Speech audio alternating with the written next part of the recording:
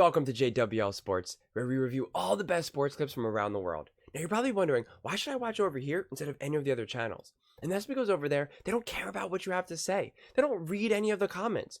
But I think it's the opposite. I think we know exactly what we're talking about, so I read every single comment. So if you think what I'm saying is the most ridiculous thing you've ever heard, let me know in the comments below.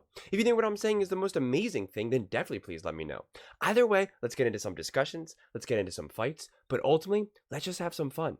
And please do consider subscribing. We are building an amazing community here, and I would absolutely love to see you part of it. I want to build something that we all genuinely feel connected to, something that we're really excited to be part of, and I think we're well on our way to doing it. So without further ado, let's get to it. We're watching a clip of The Herd with Colin Cowherd talking about Lamar Jackson winning MVP again, as we all pretty much believed he was going to, but also just one vote shy from another unanimous MVP, which would have been pretty wild to be two-time unanimous MVP.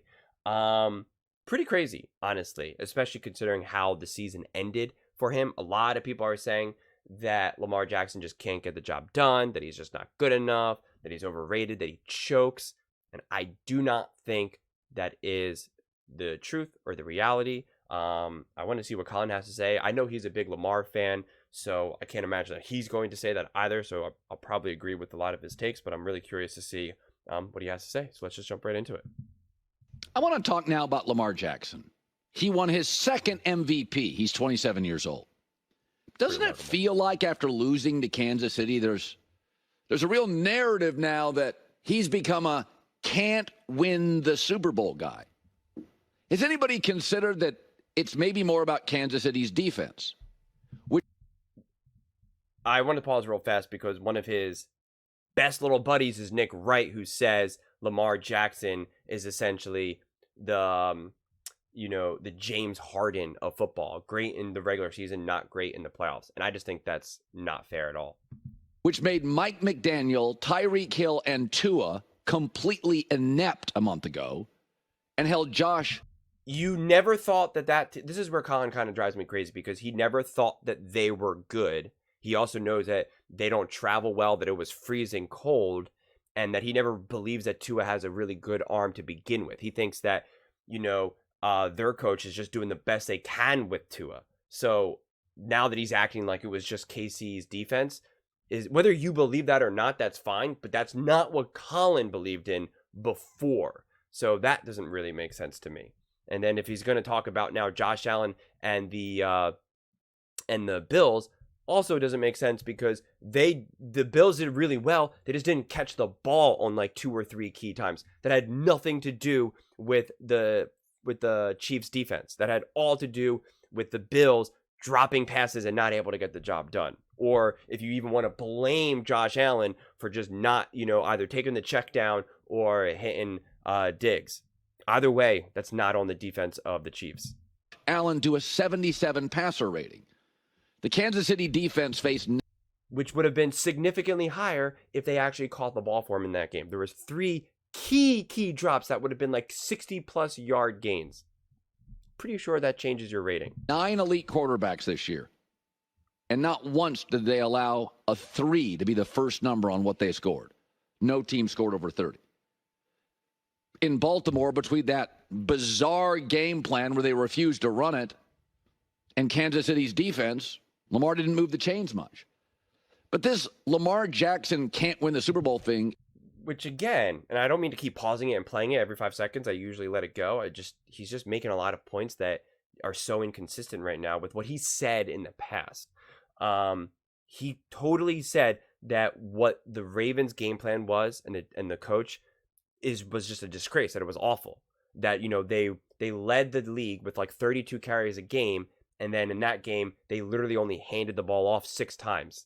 I mean, I think the final total was 16 carries, but the rest of those carries were like not even necessarily design runs, but they were just kind of like scrambles turned into runs by Lamar Jackson. And so that it was just like absolutely absurd.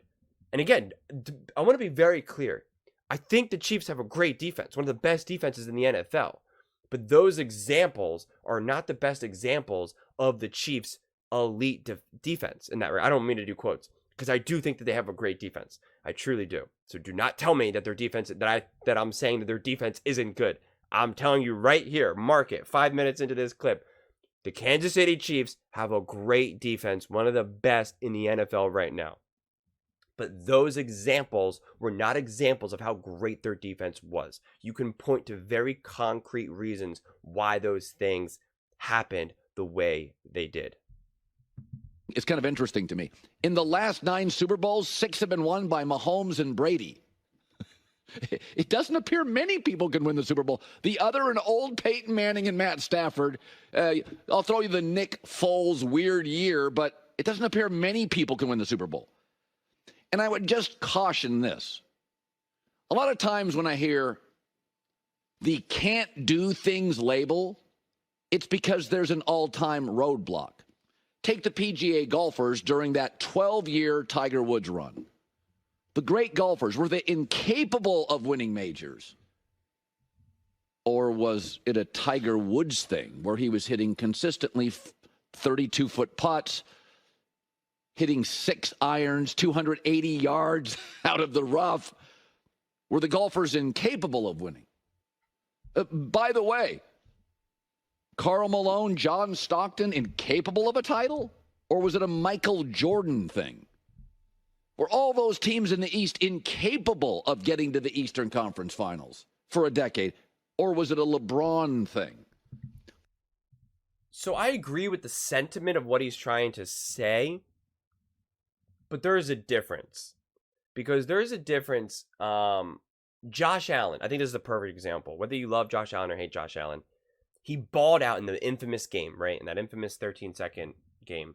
He balled out, and no one could say that Josh Allen lost that game for the Bills, right? And you could just say Patrick Mahomes and the Chiefs were just brilliant. Patrick Mahomes is Patrick Mahomes. What are you going to do? That argument makes sense when you're talking about the examples that he laid out.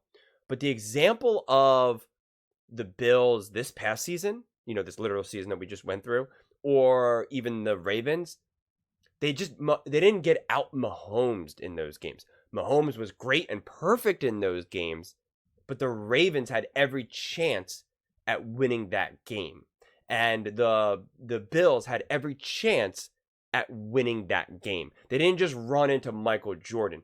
Now, I will say that when you are playing the Michael Jordans or LeBron Jameses of the world, the margin of error is a lot smaller. So if you want to give that credit to then Mahomes and the Chiefs, I can take that, right? Because, a drop pass against the Chiefs matters significantly more. You better bring a great game plan. Otherwise, Patrick Mahomes and the Chiefs will be able to take advantage of that. And Andy Reid, obviously. So I will credit that to the Chiefs. But these last 2 games, it's like if Mahomes and the Chiefs really balled out, then you would say, okay, you just ran into that juggernaut. And then what can you do, right? You ran into Michael Jordan. No shame in that. In a lot of ways, that's what happened to the Eagles last season against the, Mahomes was able to step up and do what he needed to do, especially in the second half, and boom, that's the way it goes. And again, against that Bills, the infamous game, it was just like it was no lack of effort on, say, Josh Allen. So I disagree with some of what Colin is saying, because I just think his argument is relevant, but not specifically, at least to this season so far. Call me crazy, but I'm not going to bail on the most athletic quarterback in the NFL at 27 years old. Was Leonardo DiCaprio not a great actor? He was nominated for the first time in 93. He didn't win for 22 years.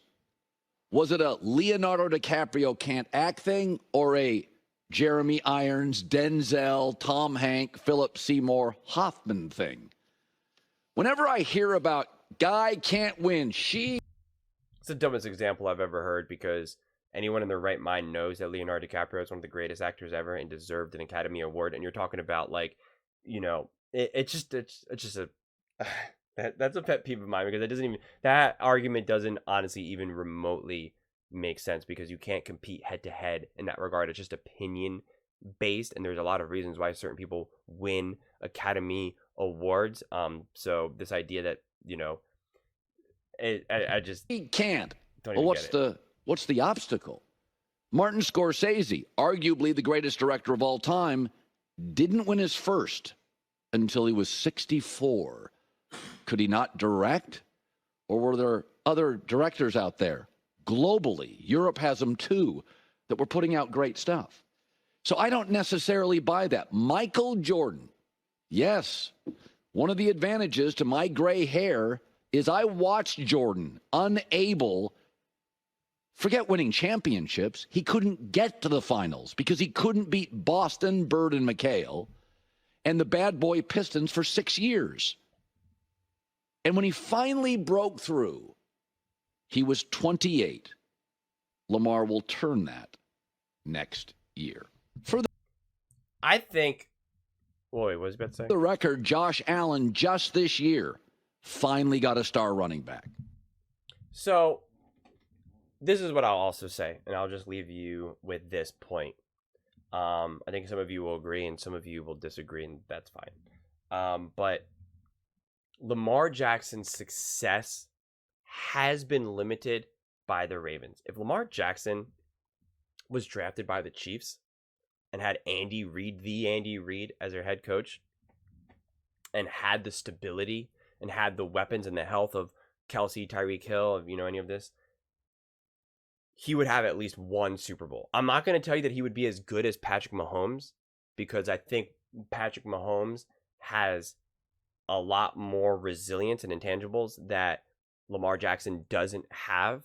But I'm confident that Andy Reid would be able to get even more out of Lamar Jackson. We can't say that someone like Andy Reid is like the best offensive head coach in the history of the NFL, but then say that, well, he didn't do anything to unleash Patrick Mahomes or to maximize Patrick Mahomes, right? It doesn't make sense, because then why would you need to have a coach like Andy Reid? You wouldn't need to have that.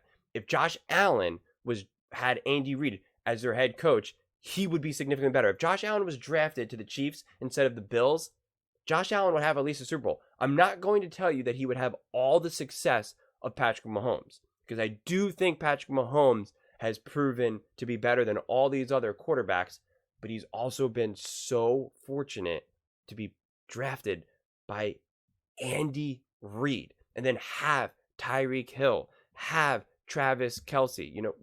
Those things really, really matter. But more than anything, just having Andy Reid. I mean, it's just such a luxury.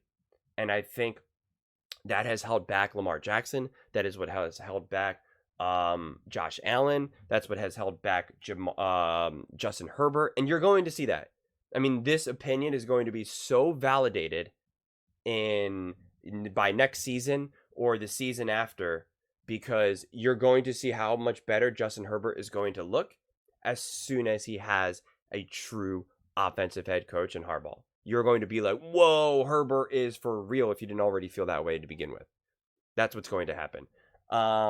And I just think that Lamar Jackson, unfortunately, has not been given that. But not to say that I think Lamar Jackson is perfect, or that if Lamar Jackson just had a better head coach, that he would just magically be winning more or be better in the playoffs. Lamar Jackson still needs to grow.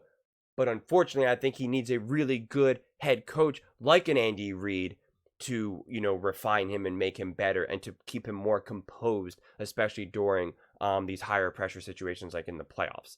But really, I don't think Lamar Jackson deserves too much blame in that game against the Chiefs, because I think the game plan was absolutely positively horrendous and made zero sense. And it's not Lamar Jackson's fault that Flowers fumbles the ball, or that Flowers gets a taunting penalty, that there was multiple of these like personal fouls that had nothing to do with Lamar Jackson. And again, that's a benefit of a organized, well-composed team that Andy Reid has year after year after year. And when Patrick Mahomes started deviating a little bit and getting a little sloppier and throwing a lot of interceptions, Andy Reid was able to bring him back in. Andy Reid was able to be like, hey, we know you're a Superman, we know you're a superhero, but we don't have to do that every single time. And we are going to win a different way. Let me show you. And again, credit to Patrick Mahomes. Patrick Mahomes has to be the person that says, all right, I'll do it. And he did do it. And he's grown and matured big time because of that. And it's just been such a luxury. And it's been a luxury for us to be able to watch. And again, I think Patrick Mahomes is the best quarterback in the NFL. I think Andy Reid is the best head coach in the NFL. And I think they are without a doubt the best coach QB combo in the history of the NFL. So make no mistake about it, I am not taking anything away from Patrick Mahomes or Andy Reid for that matter. They are amazing. But to ignore the fact that Lamar Jackson, Josh Allen, Justin Herbert, Joe Burrow for that matter, and other quarterbacks of the past, whether it be Philip Rivers, Andrew Luck, like, just start naming other quarterbacks that have never really had the high levels, consistent success. They never had coaches like Andy Reid. They never had a Hall of Fame, the best tight end in the history of the NFL, Travis Kelce. They never had those things. Those things matter, without a doubt. And if they didn't, then Patrick Mahomes will just win Super Bowl after Super Bowl after Super Bowl, and his numbers would be number one in the league every single season, no matter who's out there next to him. And we saw this season, Travis Kelce wasn't as good, and the offense wasn't as good, and Patrick Mahomes technically wasn't as good. So clearly, the things around you do indeed matter. But what do you all think? Do you think it's time just to give up on Lamar Jackson? He's just proven to just not be a winner. He can't handle it. Do you think that he just keeps running into Mahomes, and Mahomes is just too good and you can't beat Mahomes? Mahomes is Michael Jordan, and that's just the way it goes. Would love to hear your thoughts on this one. So please let me know in the comments below. And please don't forget to subscribe. As I said, we are building an amazing community here, and I would truly love to see you part of it. And please don't forget to give this video a thumbs up, as it really does help with the visibility and the algorithm. Thank you so much, and see you next time.